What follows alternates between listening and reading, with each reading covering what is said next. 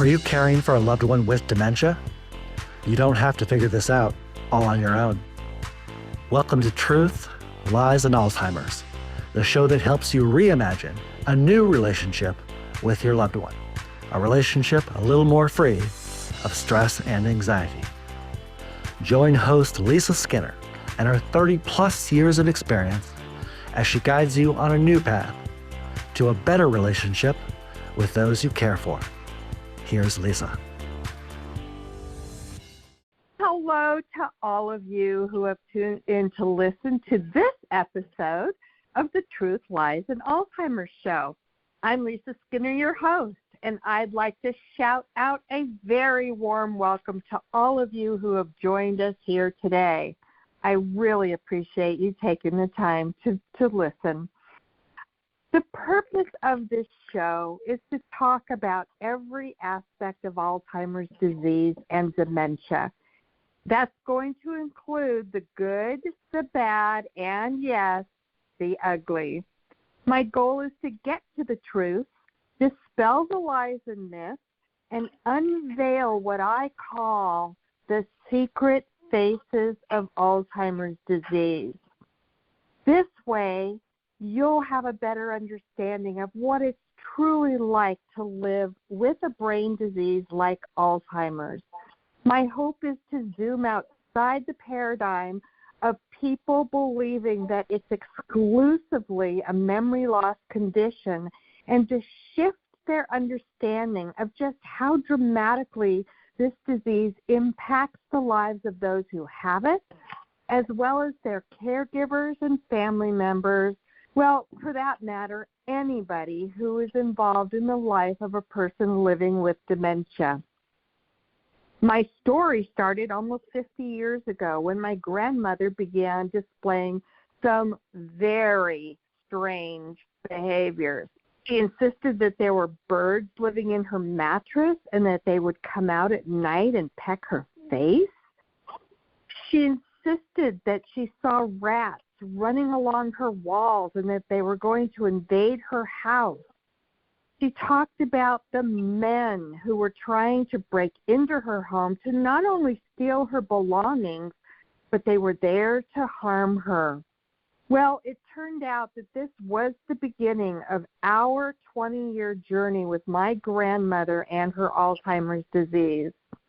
So fast forwarding a few years, I became a behavioral specialist, and I have spent the last 30 years helping family members and caregivers understand the devastating effects of this disease so they too could learn how to best live with the unexpected surprises that emerge day to day. That way, they can spend time focusing on what truly matters, which, of course, is spending quality time with their loved ones. And I am here for you now. I've also authored several books on the subject, written a training program, and believe it or not, have painfully watched 8 of my own family members fall prey to one of the brain diseases that causes dementia. I'm also a certified dementia care trainer through the Alzheimer's Association, and I'm a certified dementia practitioner. I have come to realize, and you probably do too if you're on this Alzheimer's disease journey, that there are so many aspects of living with dementia that are unexpected and they surface out of nowhere at any time. Well, these are what I call the hidden or secret faces of Alzheimer's disease.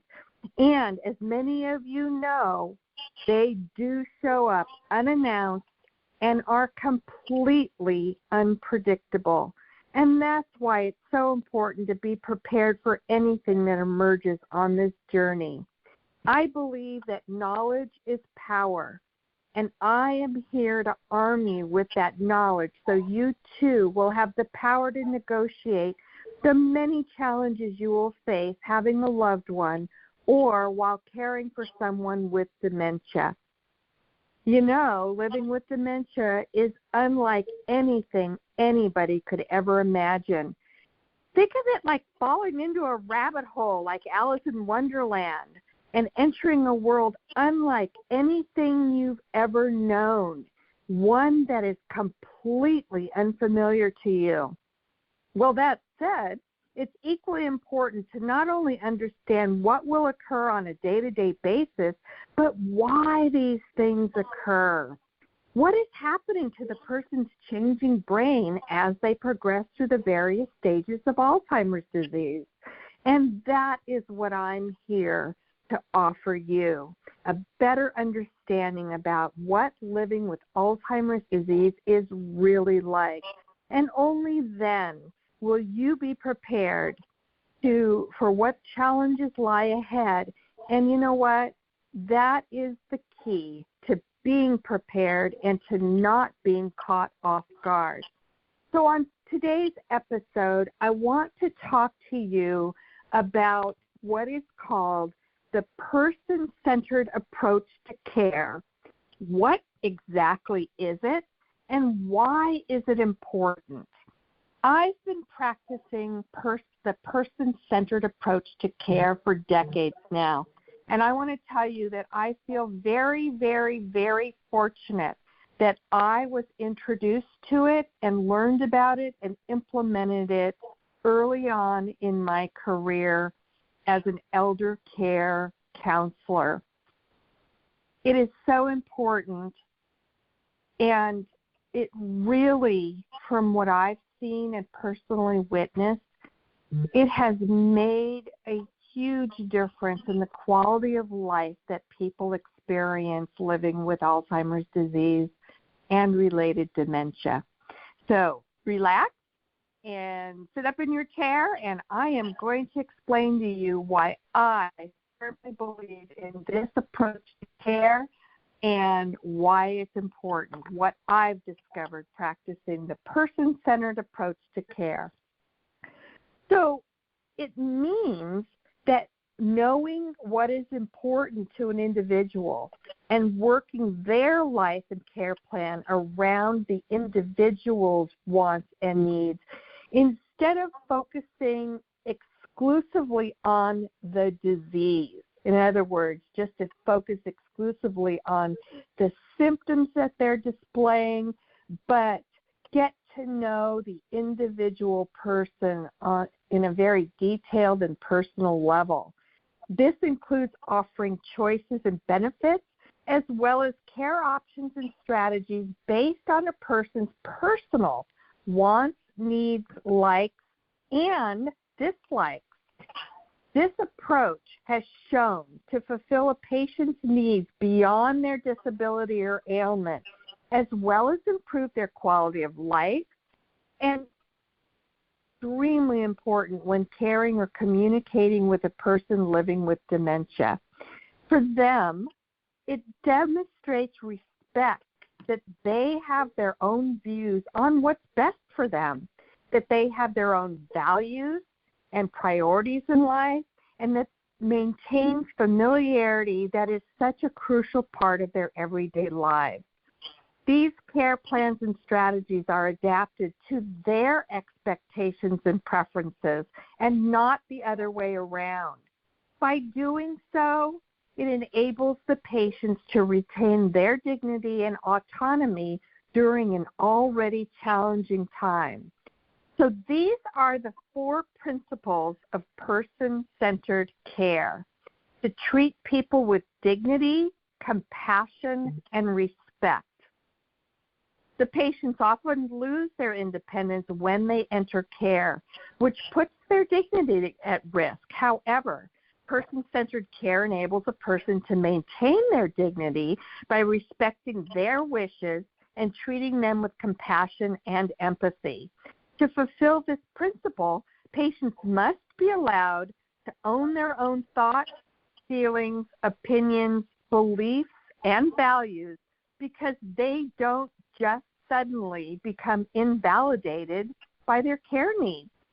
Respecting their personal qualities helps them feel validated and cared for much more wholly, both physically and mentally. The second principle is providing them with coordinated care, support, and treatment. So it's very important to record their personal information into a journal or a care plan and share it with other caregivers.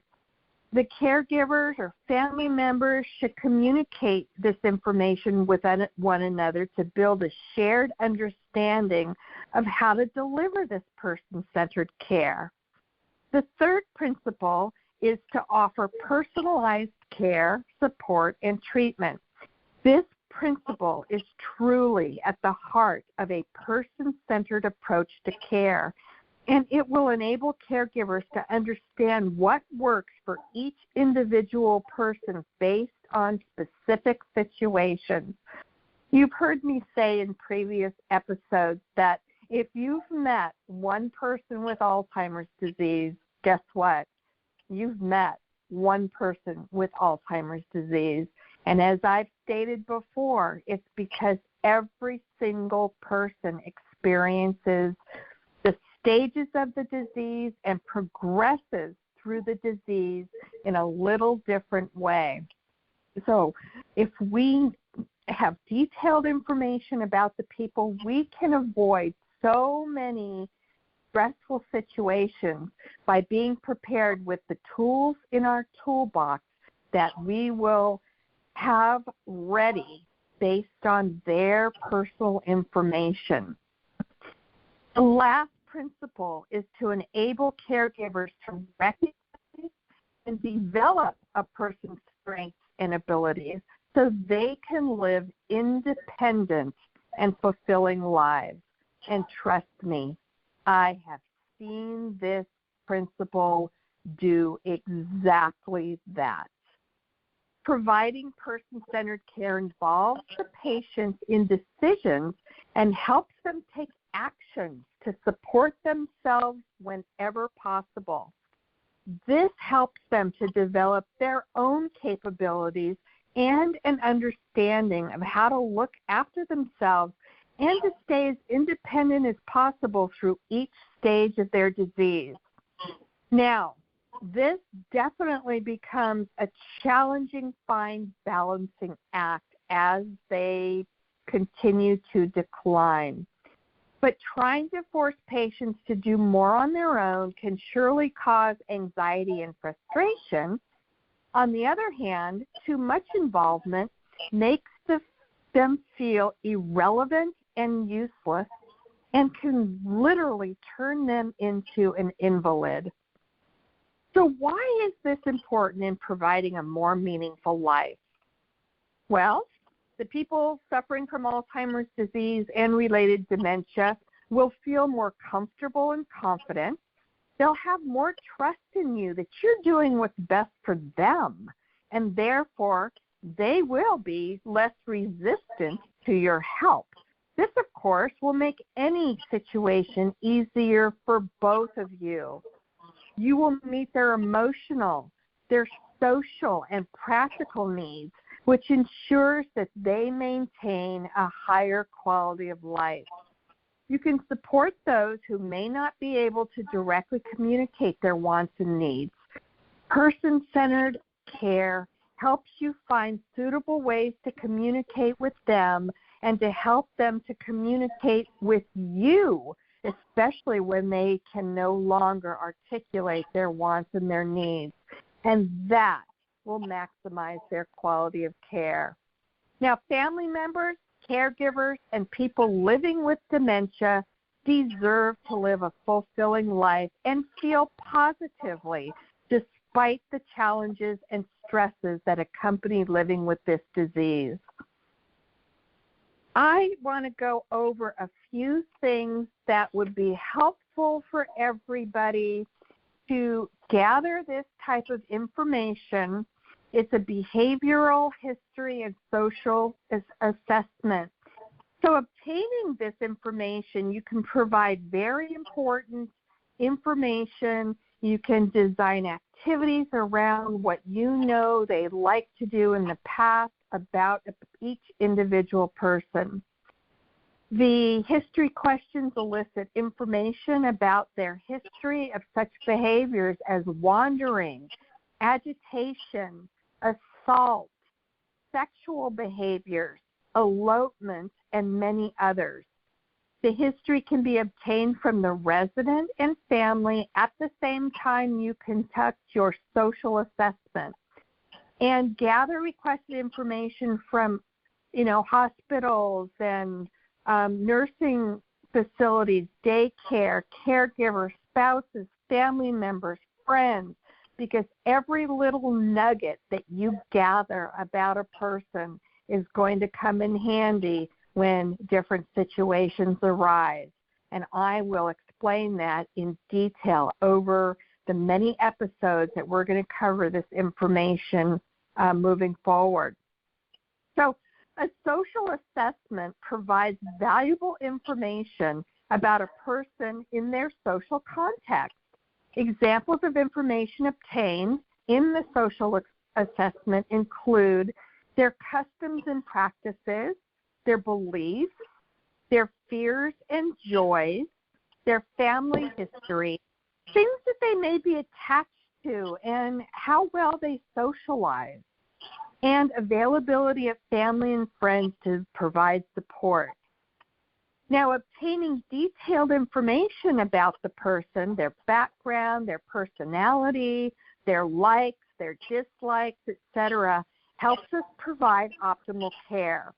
It also helps us to design appropriate activities, and it enhances communication. So let's take a look in more detail about what information you want to try to gather from the social assessment. Is the resident outgoing? Are they social? Are they quiet?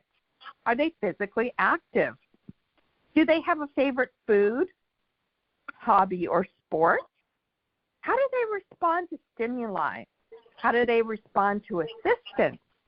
How does the resident relate to the family? Do they have children? Do they practice a religion? And if they do, what religion do they practice? How do they like to celebrate the various holidays? What do they like to wear? Are there any significant life events that the family can share that might trigger behaviors at any time? How do they respond to stress? How do they display their emotions? What is their general demeanor, or at least what was their general demeanor prior to their brain disease? How do they react to discomfort and pain? What type of entertainment do they like? What type of music do they enjoy? What level of education did they complete? That's actually an important question. How do they respond to animals? I'll give you an example. My mother couldn't stand pets, so that's one thing I would never have introduced to her as pet therapy. So that's an important piece of information to gather. Would the resident strike in a given situation? In other words, become combative and try to hit or strike out? And are you aware of whether or not they're able to make their needs known? These are just a few of the very important information or nuggets for you to gather, to have ready in your toolbox to use in many, many, many of the situations that you will inevitably encounter throughout this journey with your loved one. And as we continue with these informational episodes, you will understand why in the stories I'm going to tell you and the examples I'm going to give you and in the very detailed information that I will provide. So you will be able to connect all the dots and see the big picture of just how this disease impacts people who suffer from it. Next, I want to just give you a little background of how things changed and have changed and continue to change since my grandmother's diagnosis 50 years ago. Back then, when people started displaying the types of symptoms that I described to you that she did with me, people were medicated. People were over-medicated. That was customary. And to the point where they were almost like a zombie or in a comatose state. This was very, very common. They also used restraints on people who suffered from, well, at that time I told you they called it senile dementia, but it is synonymous with today's Alzheimer's disease and the other brain diseases that cause dementia. Then we moved to what was called reality therapy. Or I'm going to explain to you what that means. But it simply did not work. Then a woman by the name of Naomi Feil introduced what is currently called validation therapy, also known as joining their reality therapy, adapting our world to theirs, and also using reminiscence therapy and life stations. And I will explain all of these to you between this episode and upcoming episodes. So let me start with, what is reality orientation therapy? Well, reality orientation therapy, also known as RO, is a treatment strategy, was a treatment strategy, but it is still used, first described in 1966 as a rehabilitation method for confused elderly patients. The therapist would present the patient with continuous reminders about the date, where they are, where they exist, personal details about them, about their life, about their likes and dislikes. A therapist and a patient would discuss recent events and their daily routines.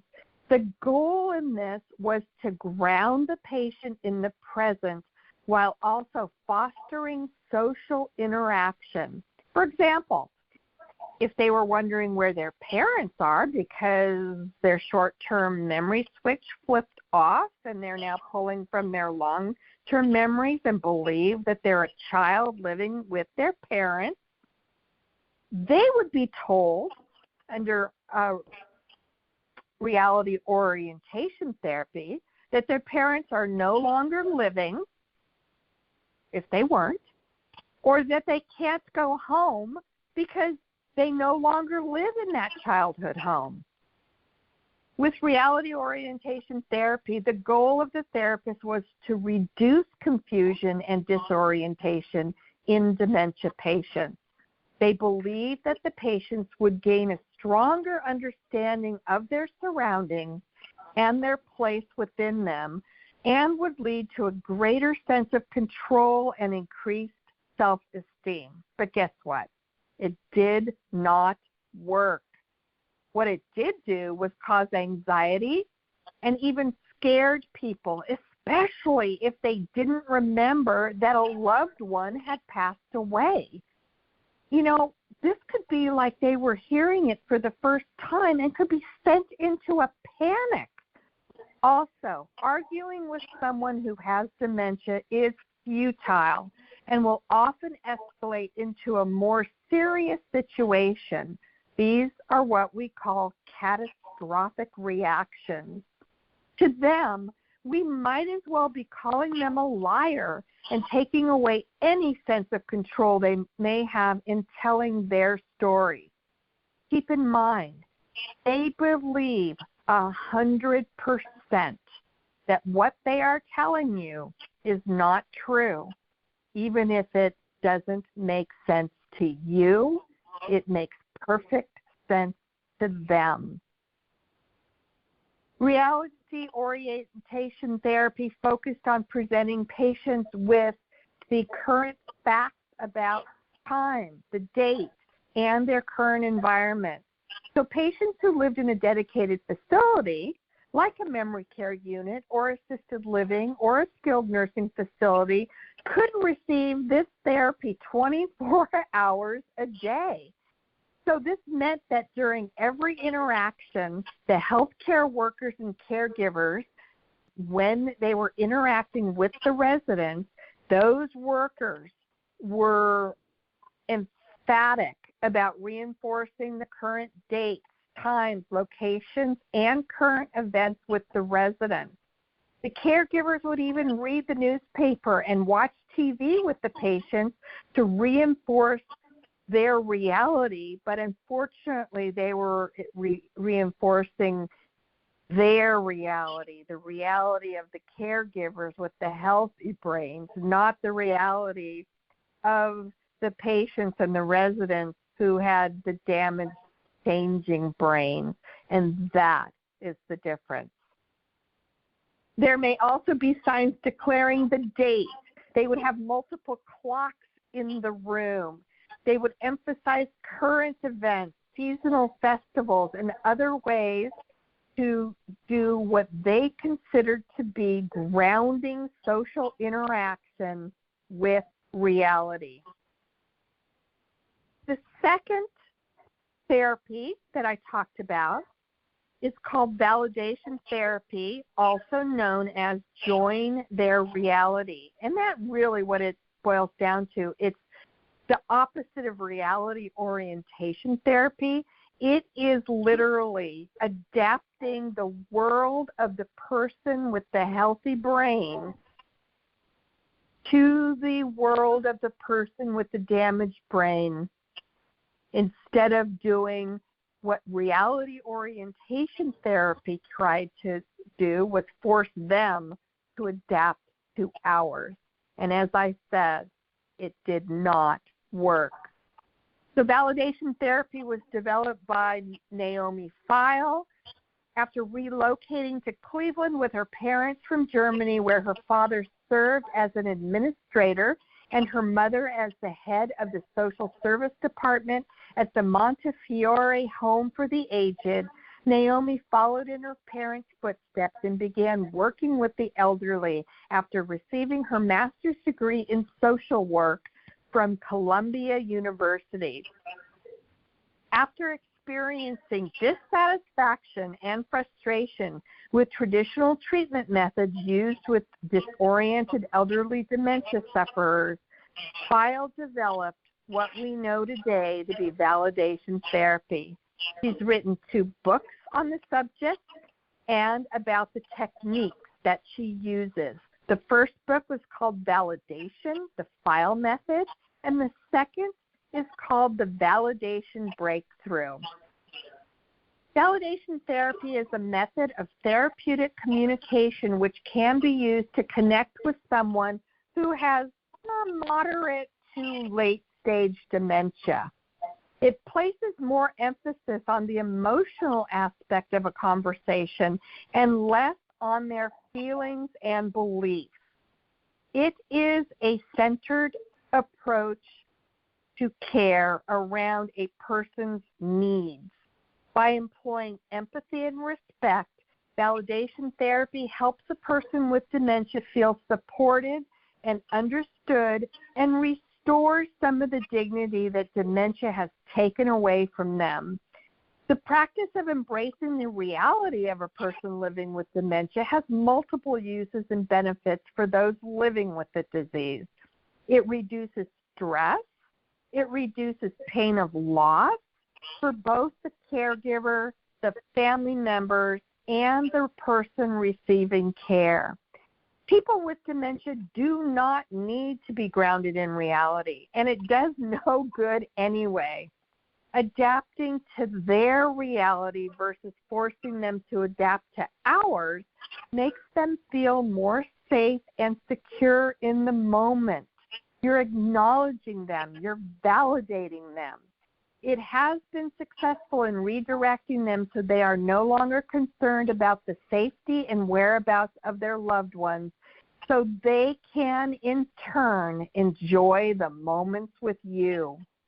When we engage them in their stories of the past, We learn and connect with them on their terms, not on ours.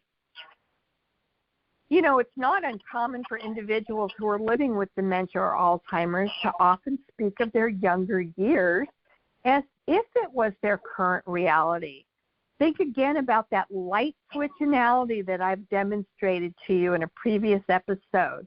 They often tell stories of their childhood homes, of their parents, and will even feel the need to go home and make dinner for their young children. Sometimes the need for this reality is so great that they become anxious and even angry when they can't find what in their mind should be there. So imagine how trapped and powerless they must feel in these moments. How would you feel if you woke up one day and everything you knew and loved were no longer there? Or if your once routine and purposeful life was just a distant memory? That's what it's like for them. So understand that going along with their current belief offers them comfort, security, and peace of mind. We know that there is nothing we can say that will alter that current belief until that short-term memory switch is flipped back on. So if they ask you where their mother or father is, a suggestion is to tell them they're at the store and we'll be right back. If they ask you or tell you that they need to go home, perhaps you can redirect them in that thought by saying something like, well, right now it's too cold to go outside, or you can ask where their children are, and you can tell them that they're still at school. Understand that as humans, one of our very basic needs is to be loved, accepted, and to feel validated. It's an innate need that does not diminish with dementia. On the contrary, that need for acceptance may be increased since their worlds have been turned upside down. And validation therapy has been proven to be successful in being able to provide a higher quality of life in the lives of those living with Alzheimer's disease and dementia. Let me share with you now a real-life situational story from my book, Truth, Lies, and Alzheimer's, Its Secret Faces, that illustrates this concept of what I have just explained to you. This is the Mary Ann story. Quite often, people with Alzheimer's disease display repetitive behaviors such as repeating a word, the same question, a story, or an activity. They repeat it over and over and over again. Or they'll do something and then undo what they just completed and start it over and over and over again. In most cases, they are more than likely looking for comfort, security, familiarity, or they're just plain bored. Repetitive behaviors are demonstrated by people with dementia because they may be unable to remember recent events or actions due to their short-term memory loss. Remember, the short-term memory switch is either flipped on or flipped off. They may also repeat words or gestures as a means to soothe themselves. The behaviors that you see may also be an attempt to communicate an unmet need or alert you to a physical discomfort. Well, Mary Ann happened to be my mother-in-law, and she loved to fidget with tissues. She would meticulously fold those tissues into neat little squares and then put them in her purse, and then she'd close her purse. Moments later, she would take out the folded tissue, she would unravel it, fold it again, and tuck it back into her purse. Fold, tuck, repeat. Fold, tuck, repeat. Over and over again. But this activity would keep her occupied for hours, and she seemed perfectly content doing it. But one weekend, when it was our turn to look after my mother-in-law, she was sitting on the sofa with me in our living room, and we were watching the nostalgic Andy Griffith show. She looked peaceful for a time, folding her tissues and tucking them away into her purse. But then, all of a sudden, on the turn of a dime, her whole entire demeanor changed. All of a sudden, she anxiously stood up from her seated position on the sofa and demanded that I take her home. She asked me sternly, "Does Marty know where I am? He's going to want his dinner. I've got to get home to him." I'm thinking in my head, did she really just ask me where Marty was? Oh, my goodness. You see, Marty had passed away 4 years earlier. Well, my initial knee-jerk response was that I wanted to remind her that Marty had passed away and to pull her back into my reality. After all, she was my mother-in-law, and I wanted to correct her false belief because I wanted to make her better. But I knew better than to react that way. So joining her reality was really my only option in this scenario. "Yes, he knows you're here," I told her. "I just called him, and he knows I'll be bringing you home very soon." "Are you sure?" she replied. "Yes, Marianne, I'm certain." "Well, okay, if you're sure. I just don't want him to be worried about me or to be hungry." So she sat back down on the sofa, refocused her attention on the Andy Griffith show, and within a few minutes, she was back to fold, tuck, repeat, fold, tuck, repeat, opening and closing that purse. But she looked very calm and peaceful again. And although I felt conflicted by joining her reality and feeling compelled to reassure her that Marty was okay and waiting for her at home, I knew that correcting her could have caused her a lot more pain and grief. In her mind, knowing that her husband was okay with her being over at our house relieved her concern at the moment and brought her the relief that she desperately needed to hear. After all, she believed that what she was telling me was true at that moment in time, and there was nothing I could have done that would have relieved that anxiety she was feeling in response to the false belief she was having of him still being alive and well and waiting for her at their home. Choosing the other option of trying to correct her false belief surely could have backfired. And hearing me tell her that he was no longer living could have shocked her. It could have been like she didn't know that he had passed on and that nobody had told her and they had kept it from her. I mean, just all these ideas going through her mind and creating a panic for her. Seeing her calmness after telling her what I did definitely reassured me that I did the right thing. Well, I knew Marianne would never be her normal self again, but at least the way I knew her before her Alzheimer's disease, this was her new normal. But somehow I did find comfort in knowing that she'd never be normal again, but that she would be okay. As we heard in our story, Marianne, people with dementia can seem perfectly fine one moment, and in the next, out of nowhere, they can be anxious and detached from reality. This can be one of the most troubling behaviors for families and caregivers to deal with.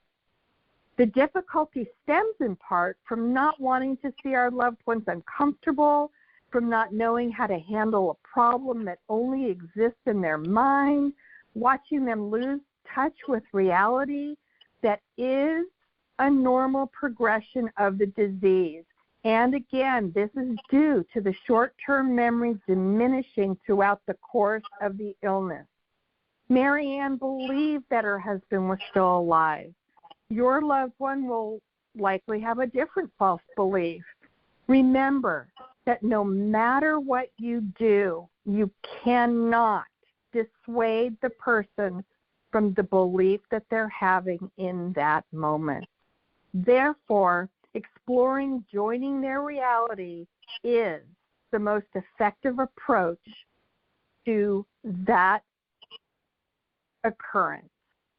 The essence of the approach is to acknowledge their reality and then divert their concern. In Marianne's case, this meant acknowledging that her husband was at home, but explaining why there was no reason for her to be worried.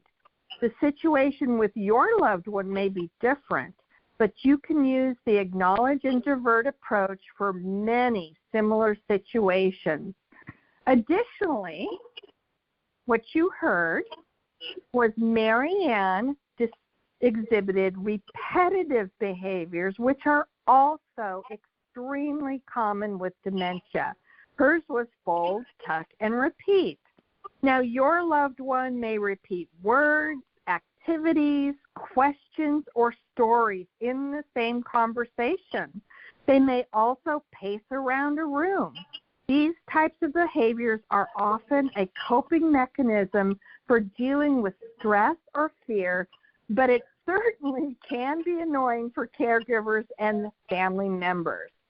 So do what you can to redirect them, but as long as the behavior is safe, eliminating it is not mission critical. Our brains process information in different ways. We do this through abstract thought or through concrete thought, and we rely on these thought processes every day. Now, this ability is lost in this Alzheimer's disease and other related dementia. This means that the many concepts that we rely on to live in this world no longer have meaning for a person living with dementia. So, in future episodes, I'm going to discuss ways in which we, as caregivers and family members, can help our loved ones make better sense of the world that they are living in. According to the Alzheimer's Association, the past and the future are held in order by the power of abstraction. Time is abstract. Being able to think about the what-ifs in our lives relies on abstraction. How much is a part of abstraction?